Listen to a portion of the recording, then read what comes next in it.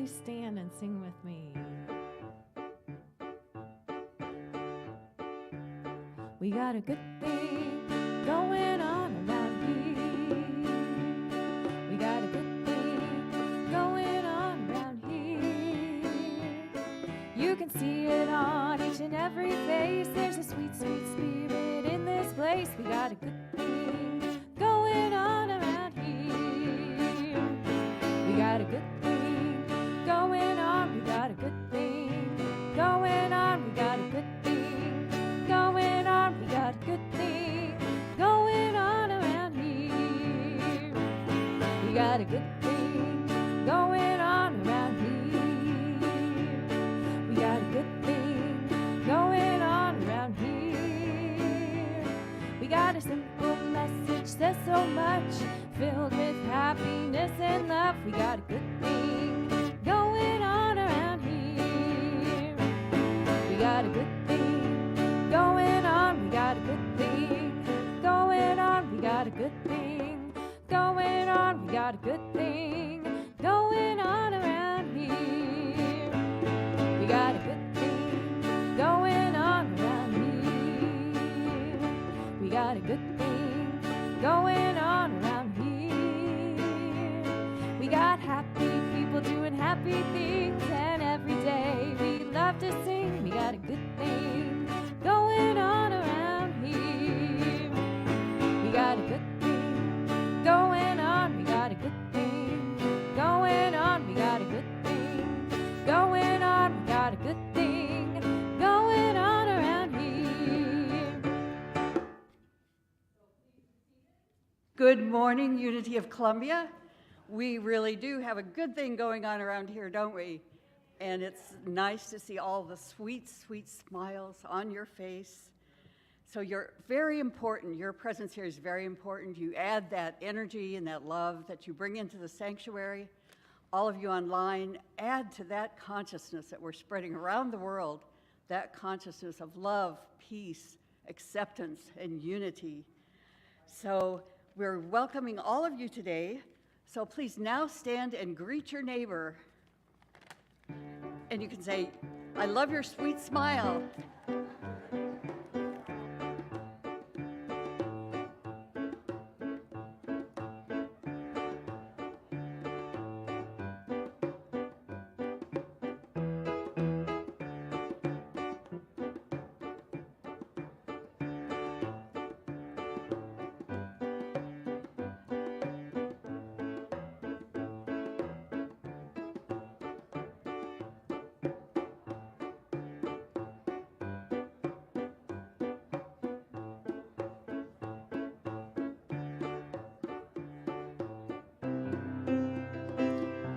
Please sing with me again. I start my day with love. When I start my day with love, that's what I get more of is love.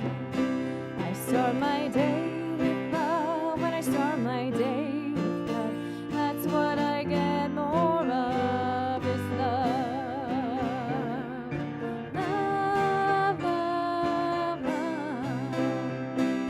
Love, love, love. Love, love, love.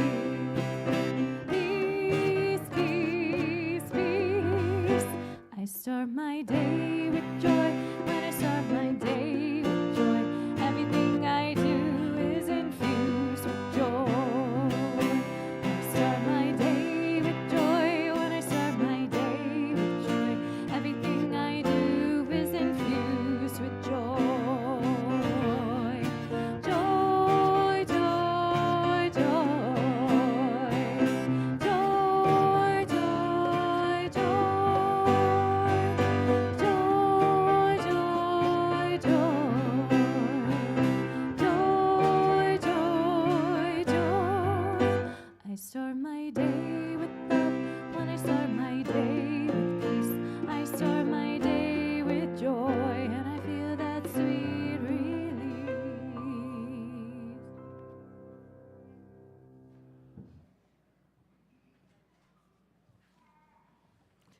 Good morning, everyone. My name is Kathy, and I'm very happy to be your facilitator today. We are so grateful for everyone who contributes to our services every Sunday. We welcome you, and we welcome you especially to Unity of Columbia. Thank you to those of you who are joining us online. You are important to our service as well. A gentle reminder to turn off your cell phones. And if you are here for the first time, we have a welcome packet for you in the foyer, or an usher can bring you a packet. Today's reading is from Ernest Holmes. We believe in our own self, our own soul, our own spirituality, and our own created destiny, for we understand that the life of man is God. Please join me in affirming our vision, mission, and core values. Our vision is, we celebrate a spiritually awakened world. Our mission is, we inspire the awakening and practice of divine love in every heart. And our core values, knowing that we have come here to be spirit-centered and to express the values of love, peace, and connection. And now it's time for our children's moment. Please, children, gather in the front. This little light of mine, I'm gonna let it shine. This little light of mine, I'm gonna let it shine. This little light of mine, I'm gonna let it shine, let it shine, let it shine, let it shine. All right, for those of you that know me, you know that I love animals so very much. So I brought some of my animals here with me today. Here, you want to hold this one? And you'll notice that I've got, what kind of animals do I have here? You don't know what they are? You can pet them, you can hold one, you can take one and hold it. Yeah, what do you see there? What is that? Is it a leopard? Yeah, it's a cat, a big cat. And what's that one? Do you know? It's actually a red panda. Isn't that cool? All different kinds of animals. Well, I'm looking here and I see my sloth and my tiger, or I'm sorry, my lion. I'm missing one. Uh-oh. Can you help me? Can you look around and see if you see it anywhere? Where is it? What is that? What kind of animal's over there? Can somebody go get it for me? We don't want him to be all the way over there. Be careful. Uh-oh. Can you reach it? All right. Oh, good. No animals left behind. Thank you so, so much. I would be really upset if one of them got lost and left behind, so thank you for returning my giraffe back to me. Now, that actually reminds me of a story that Jesus told in the Bible. Because what happened is he was with a group of religious leaders one day, and they were really mad at him because he was eating and hanging out with people that they didn't consider to be good people. So they were really disappointed in Jesus. So Jesus told him a story. He said, suppose that you had 100 sheep, it's a big flock, and you lost one. Wouldn't you leave the 99 who were safe to go find that one that was lost? What would you do? What would you do? No one knows. Well, you know what Jesus said? He said, I'm going to leave those 99 that are safe because every sheep matters. I'm going to go save that one that needs help. So in other words, he's kind of telling us that everybody's important. everyone, absolutely. And I know that in Unity we talk a lot about metaphysics, and I'm not going to get into all the details of it, but it's just another way of looking at things, okay? So another way we could look at this is the sheep are our thoughts. And when one of our thoughts goes awry and maybe says, oh, I can't do that, we need to bring that thought back. Just like Jesus, here's a little picture. He went and he found that one sheep and he brought it back to the flock, so all 100 were safe and sound. So when we have all 100 of our sheep with us, we know that we are focused on being the best that we can be, okay? So today's affirmation is, I know that I am the best I can be. Let's say it together. I know that I am the best I can be. Now let's take a moment to bless our children.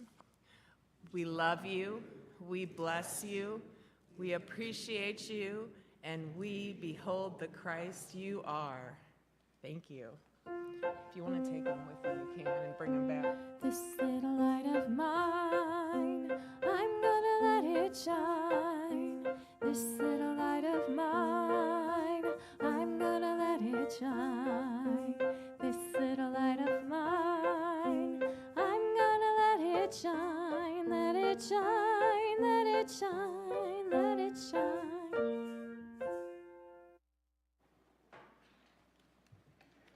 Now it's time for our announcements, and there are quite a few. So we're still working on the photo directory, and if you would like to put your name down for the church directory, the details and sign up are in the foyer, so please do. Our next series of Unity classes with Reverend Ann and Carol will be beginning soon on Tuesday and Wednesday evenings, or Tuesday evenings and Wednesday mornings at 11.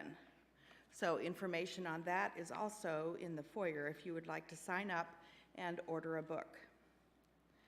So tables are now available for the Art and Craft Fair. Please let your artist friends know about the fair. There's flyers in the foyer, or you can direct people to the homepage on the website for more registration information. We need volunteers to help publicize the event and also to create items for the sale. Once again, check the foyer for information. Next Sunday, we will be having a guest musician. Tim is his name, and he will be performing for us. He has an extensive background in performance and vocal direction. Come along and welcome him to Unity on Sunday. And a reminder that today is our birthday celebration Sunday, so if you have an August birthday, we have cake.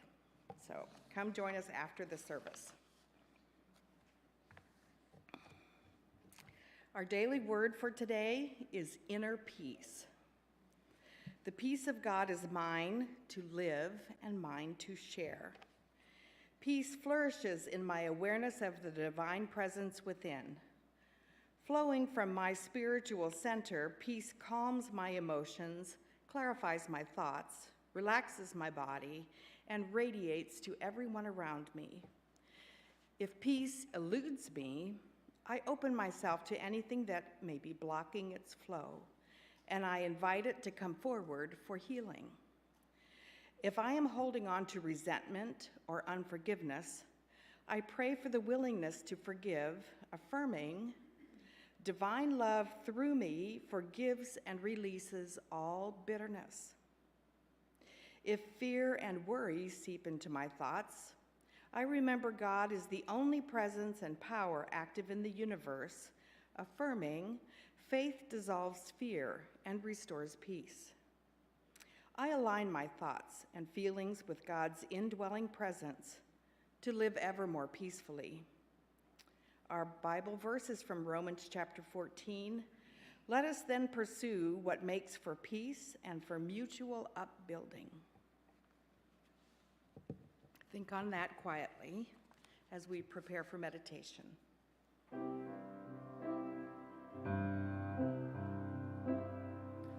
I have faith.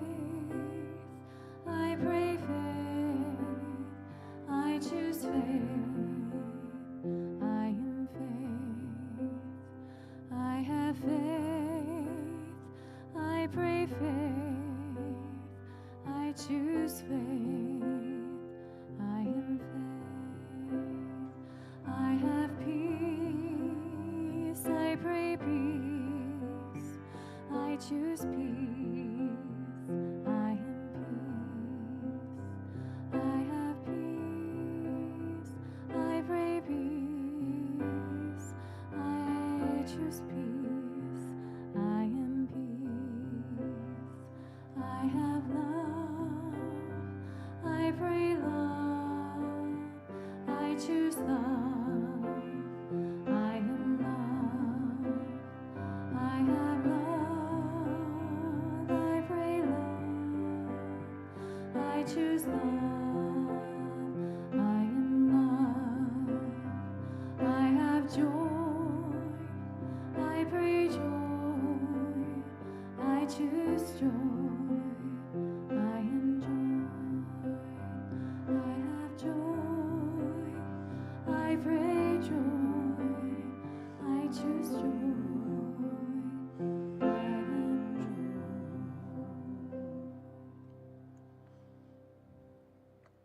Now we enter our silent meditation. Whether you are participating with us online or are bodily present right here, we welcome you. Put aside anything else for a few minutes. And those of you online are important to us as well. Stay with us as we awaken our awareness of the divine presence that we all share together in the silence. We close our eyes and breathe in deeply. Pause, let it out very slowly, relaxing our bodies. Feel your mind. Brush away any cobwebs that linger from thoughts, cares, or worries you felt before. Allowing our minds to empty and become peaceful and calm. Shifting to our hearts, let the peace enter our hearts, opening to all the images that you see where we can be more caring, kind, and compassionate. Now, with open heart and open mind, we open a doorway for divine presence to enter, allowing space for oneness, peace, and healing as we settle into the silence.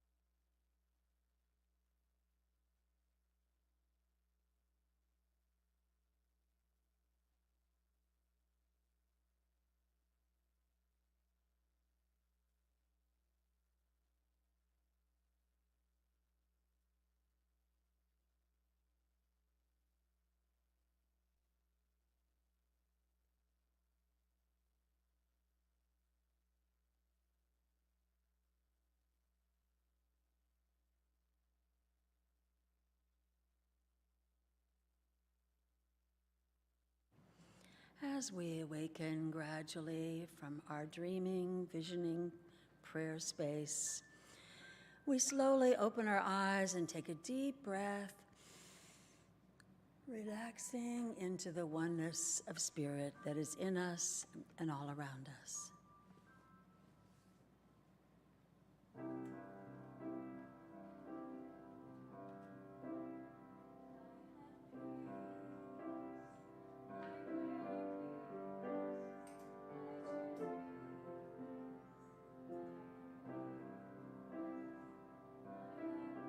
Peace, I pray peace, I choose peace, I am peace.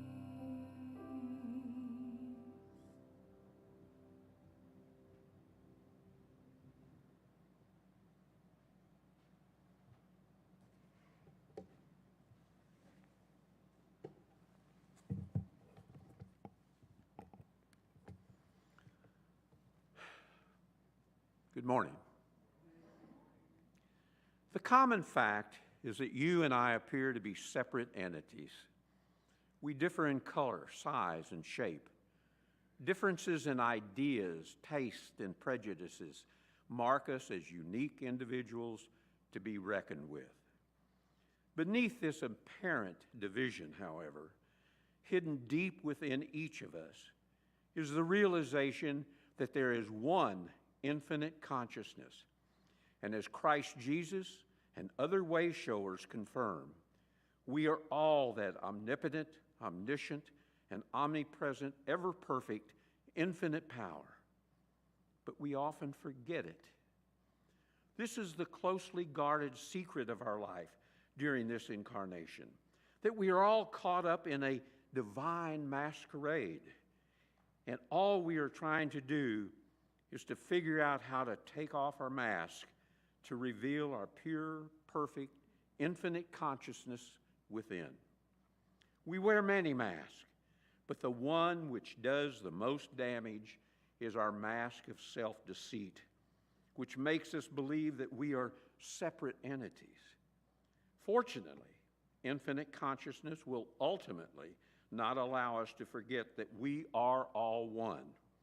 Rather, it keeps nudging us to wake up and accept our oneness and evolving to a greater awareness of the balance and wholeness of our perfection. In order to strip our mask of self-deceit and to accept our infinite consciousness, we must look deep within ourselves through understanding, prayer, and meditation. So our purpose of this incarnation will be fulfilled, and all the self-deceit, fear, hate, anxiety, anger, depression, suspicion, and jealousy against others will melt into unfathomable acceptance, love, and unshakable security and joy. Almost any technique of awakening and removing our mask will work for some people. Yet, as G.K. Chesterton, English author and philosopher, wrote, it isn't that most people can't see the solution, it's that they can't see the problem. A deeper problem is that techniques are often bandages. They do not address our deeper problems. Our goal is to show and to know the difference between our intentional self-responsibility consciousness and our systemic self-deceit. Spiritual way-showers, great moral philosophers, and psychologists have all encouraged us to look at ourselves in a mirror to see our problems instead of looking outside and towards others. Noticing our self-talk and listening to what we say in conversations with family and friends, we discover that we think we are separate from them and need to watch out for what they might try to do to us. There's no better lens than Carl Jung, the Swiss psychologist, who recognized the value of the spiritual experiences in our life and who understands the phenomenon of the evil of our mask, masquerading as us. This has enhanced our awareness to our self-deceit defense mechanism. Jung believed that our consciousness carries our creativity and grants us our ultimate purpose and meaning.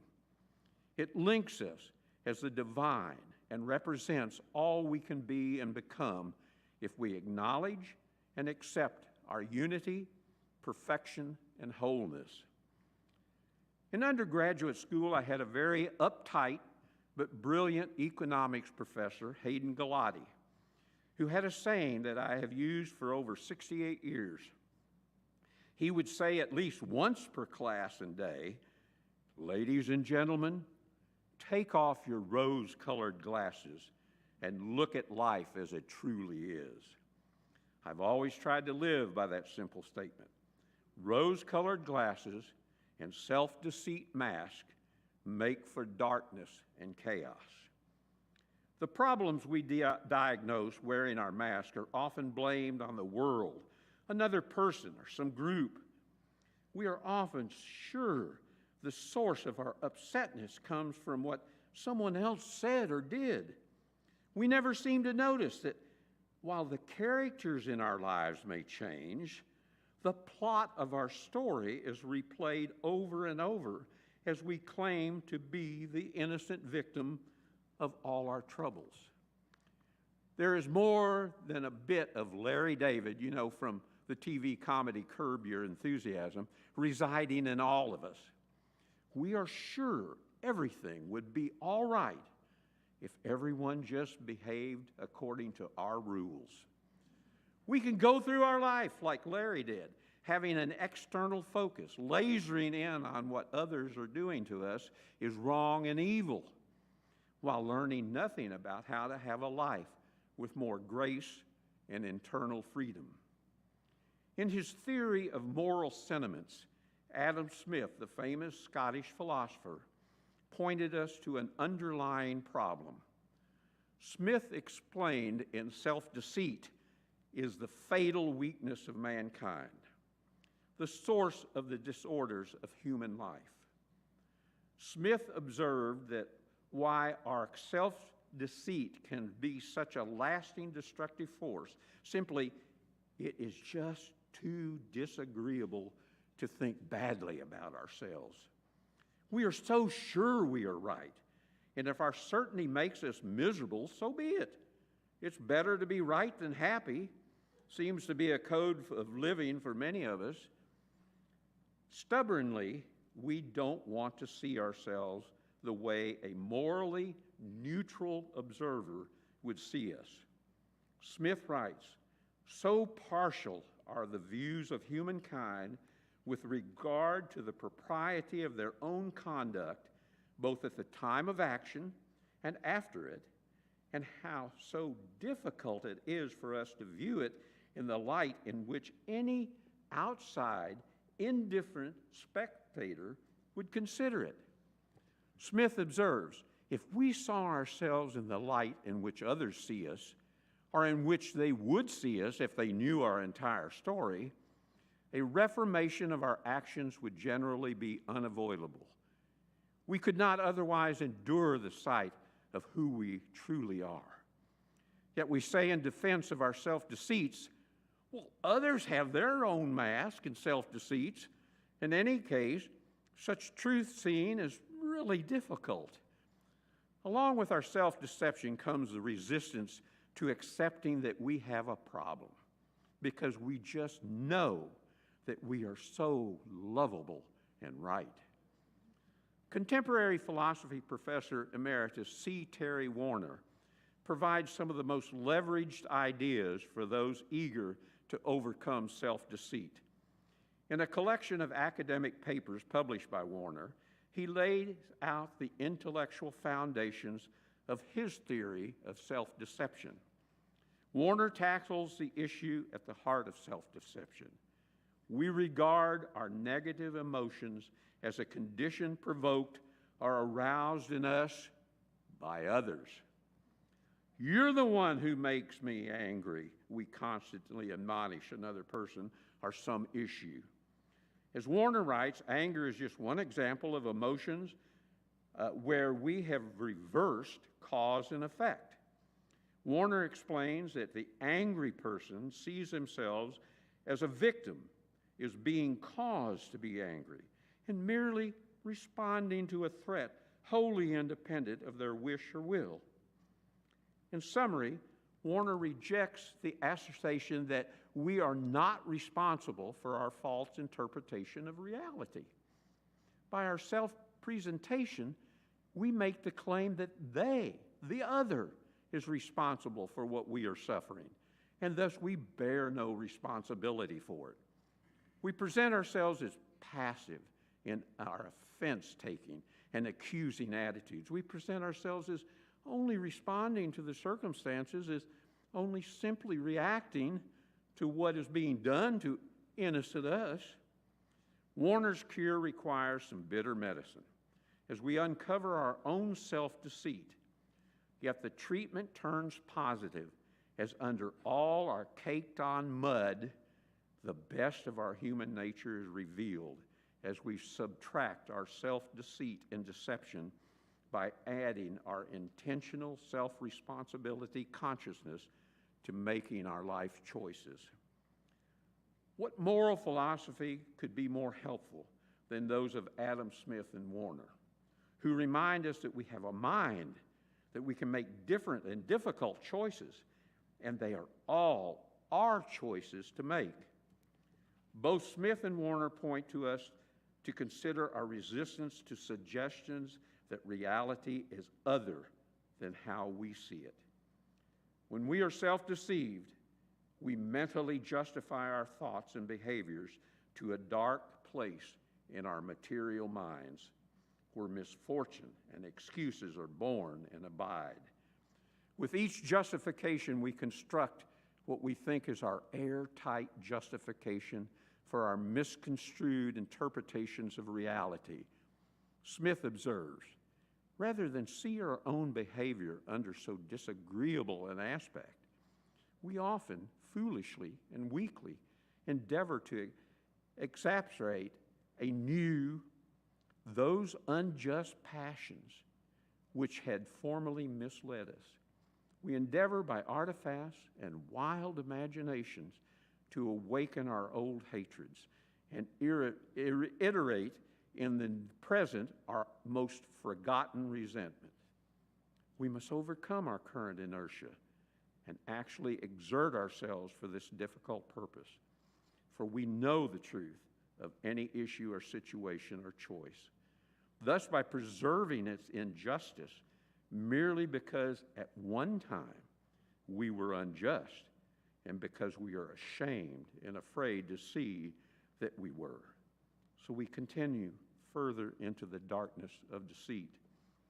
Our desire to protect our self-deception causes us to double down on our past bad decisions. The worse we feel, the more we attribute how we feel to other people and circumstances. Notice how that gets us off the hook. A chance to play the part of a victim, feel sorry for ourselves, and perversely luxuriate in our self-deceit. Self-deceit can lead us to two types of impacts. One impact is that we suffer and cannot live up to our potential to have a purposeful spiritual life. The other impact occurs when our self-deceit actively leads us to rail against others. Such behavior is motivated by virtue, as the self-deceived presents it to be, but evasion of reality. Warner explains, we deceive ourselves by adopting a self-deceiving rhetoric of moral consciousness and excuse the rhetoric which includes our statements of emotion, and by this means presenting ourselves as morally justified. Such self-presentation is contrary to what a straightforward, non-involved outsider can plainly observe of what we're trying to pull off. We make ourselves out to be acting conscientiously, whereas others can tell that rather than acting conscientiously, we are merely making ourselves out to be doing so, which is a lie rather than a conscientious thing to do. If we are willing, there are limits to our self-deceit. No one, Adam Smith believes, lacks access to the moral sense enabling us to overcome deformity of passions and affections. Moral sense arises, writes Smith, as our reason, principle, and our intentional self-responsible choices that inhabits within us become the great judge and arbiter of our conduct. It is this energy, this power, who, whenever we are about to act so as to affect the happiness of others, calls to us with a voice capable of expanding our awareness.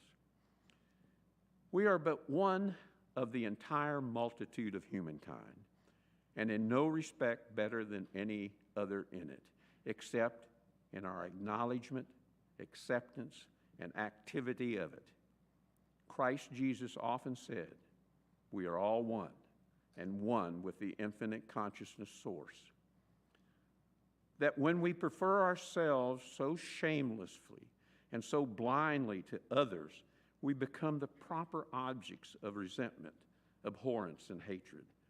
The reason is that all others are us, as we are all involved with infinite consciousness. And thus, when we refer to any other of the 8 billion humans on earth, we are referring to ourselves. So when we reduce ourselves to self-deceit, we are only deceiving and conning ourselves, and truth suffers for all. As we listen to our inner voice through study, prayer, and meditation, we learn to abhor the deformity of injustice as we embrace the love of what is honorable and noble, of the grandeur, dignity, and superiority of our own character can then come forward. This inner voice is never silent, but our willingness to listen varies greatly and is seldom considered. When we are in the grips of self-deception, we are resistant to considering the needs of others. We fool ourselves into believing others deserve how we treat or think about them. A personal aha moment I experienced last week may be a good example of this point, and of self-deceit itself. Dixie and I were driving and got stuck at a traffic light behind a car whose driver was engrossed in his cell phone, probably writing a text, and was still doing so after the light turned green, and he did not move. Now, since Dixie will not allow me to honk at this behavior, I began to do what I always do. I began to expand explosive new curse words about the driver, adding new entry into my lexicon of driving frustrations. Dixie immediately said, "If you believe what you teach, then that driver is one with you. And by playing the victim, aren't you actually showing impatience with yourself?" Which doesn't seem to be very consistent, does it? She was right, as she has been for 52 years. But there's more to it. When we direct any emotion or thought towards another, we are actually seeing either a weakness or of something of value in ourselves through their actions. This can give us a template of what we are doing and thinking, which can, if used, move us from self-deceit towards intentional self-consciousness choices. Thanks, Dixie. But I still don't know why you won't let me honk at them. We try to resist learning about our self-deceit by projecting our failings onto others. When we don't see our own intolerance, we accuse others of it. We try to do the impossible and build a happy, fulfilled life on a rotting foundation constructed from our distorted interpretations of reality. Worse than refusing to see our self-deceit, we feel morally justified in transgressing against others. Smith was right. Self-deceit is responsible for much of the suffering of humanity. It is difficult to look directly without resistance at our mindset of self-deception, but Smith instructs us to be bold and not hesitate to pull off the mysterious mask of self-delusion, which covers, from our viewpoint, the deformities of our own conduct. The rewards of pulling off that mask are great. No longer blinded by self-deceit, our willingness to look within restores the freedom to choose differently. When we keep imposing our self-will on, for example, our family or friends, very often unwittingly and under the impression that we are just defending our rights as the victim, to that extent we actually are adding to our separateness, building up a higher wall between our family, friends, and ourselves. In the early days of almost any relationship, there is a tendency to stand on our perceived rights and to get agitated when our rights are violated, that we naturally build a still higher wall under the impression that we're demolishing it. Starting from a relationship's early days, we must try to forget about rights and remember that we get in return what we give, and what we give is always our choice. So off with the mask and take off our rose-colored glasses, and as Christ Jesus taught us, love your neighbor as yourself.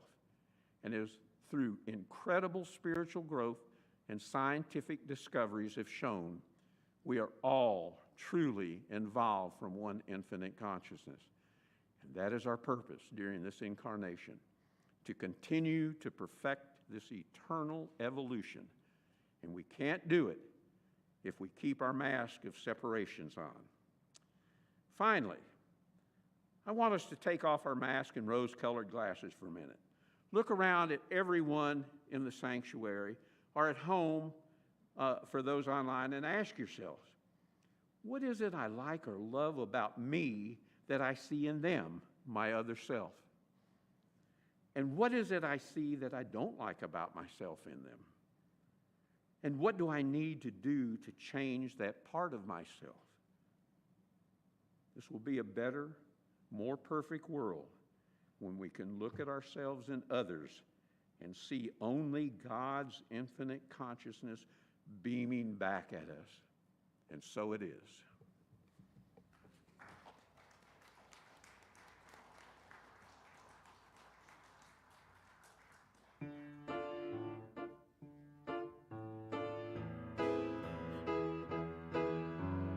I am the thinker who thinks the thought that changes things that shape my life. I am the thinker who thinks the thought I have the power to change my life. If you ask me who am I am wisdom, I am light, I am more than meets the eye, I cannot be defined. I am the thinker who thinks the thought that changes things that shape my life. I am the thinker who thinks the thought I have the power to change my life. If you ask me what am I am beauty, I am joy, I am more than meets the eye, I cannot be defined. I am the thinker who thinks the thought that changes things that shape my life. I am the thinker who thinks the thought I have the power to change my life. I can choose to be the light and brighten someone's darkest night. So much more than meets the eye, I cannot be defined. I am the thinker who thinks the thought that changes things that shape my life. I am the thinker who thinks the thought I have the power to change my life. I have the power to change my life. I have the power to change my life.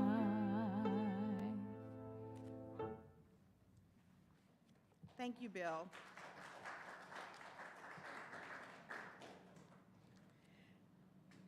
Now is the time in the service when we put ourselves into the law of circulation, knowing that in order to receive, we must give. This morning, you are invited to support your spiritual community in consciousness. I now ask you to take your offering, whether you give electronically, by check, or by cash. Please hold it in your hand and your heart as we say these words together. Divine love, one with me, blesses and multiplies all that I am, all that I give, and all that I receive. I am joy-filled and grateful.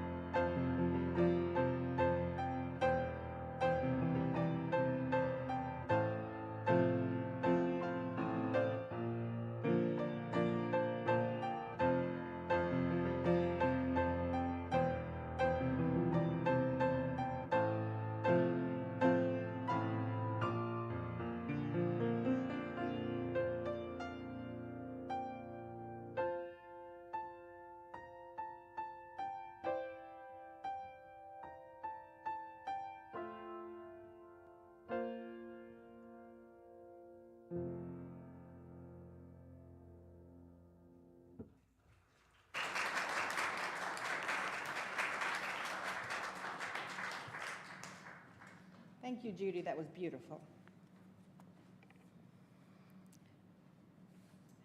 We have two symbols of blessing today. First is the love offering given this morning. We bless these gifts and are grateful for this opportunity to make a difference in the lives of our spiritual family and our world. Secondly is the prayer box.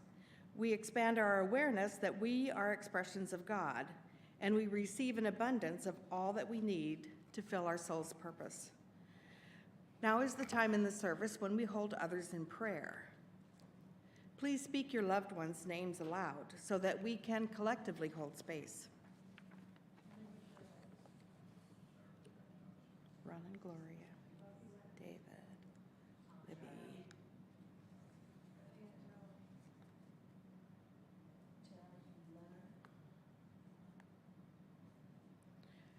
For all the names on our heart, know that you are heard and seen in our collective God mind. Filled with that abundance, please rise and sing the prayer for protection.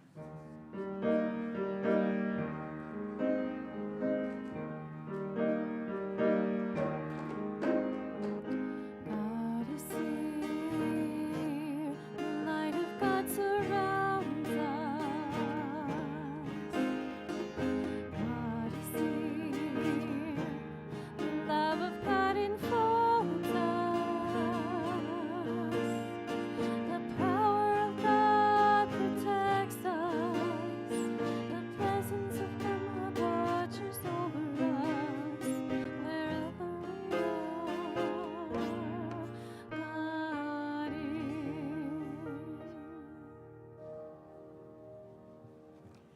We have two Unity chaplains available for after today's service to pray with you. I am one, Kristen's the other.